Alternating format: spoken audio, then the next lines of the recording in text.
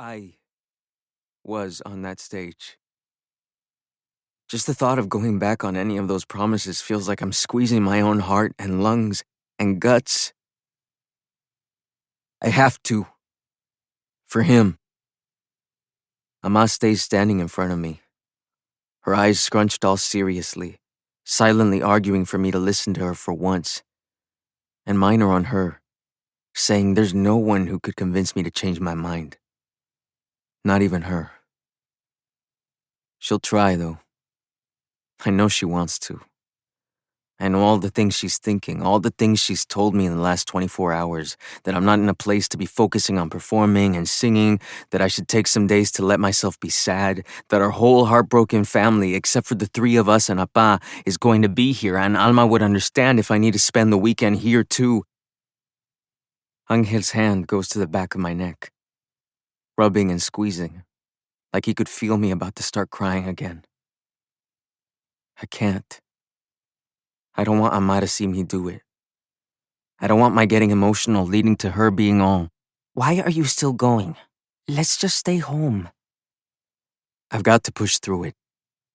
If I have to force myself to stand up on that stage tomorrow in my Mariachi Alma de la Frontera charro, sing like all that's in my heart is happiness and gratitude and act like everything is okay, I'll do it if it means another win at Extravaganza. I'll do it because I'm an Alvarez and this is what we do. It's in our blood. And I know she doesn't doubt I can or that I will, but she's always going to do her Alma thing and worry about my emotional state. Tell me over and over again that it's okay if I sit this one out, how the world won't end. She's right. It won't. It already has.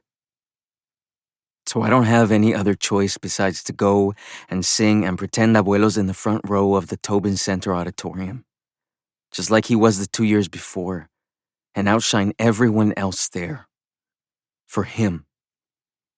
Because after he wasn't able to play guitar anymore, after he wasn't able to sing anymore, I could for him. I can for him still. I can hold on to all the memories of when he was still able to hug me and pat my back and tell me how proud he is of me, of him teaching me how to hold a guitarrón and carry a tune, and of every time I've strummed a guitar and sung something by Pedro Infante or Rocío Dúrcal, when he'd give me that look that told me how great I am.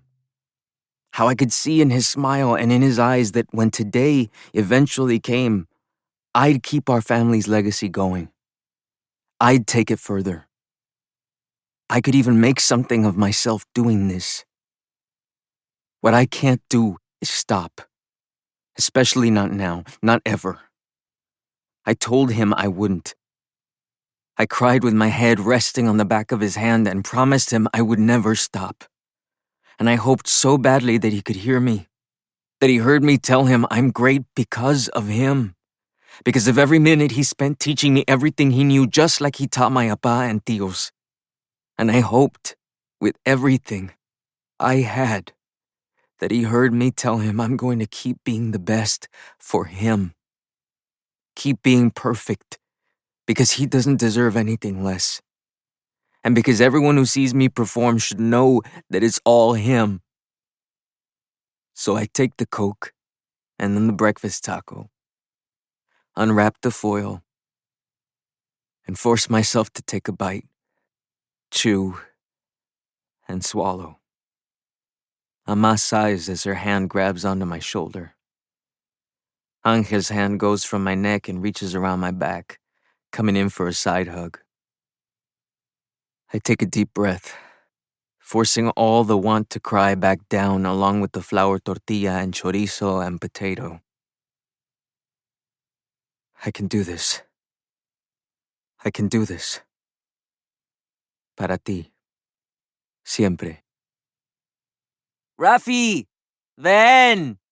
Miguel's voice gets louder and higher pitched with every syllable, like I'm not just on the other side of the room from him. Cabrón más borracho. And we haven't even left yet. I put on a maroon flannel shirt, leaving most of the buttons undone except for the few at the bottom, showing off my thin silver chains.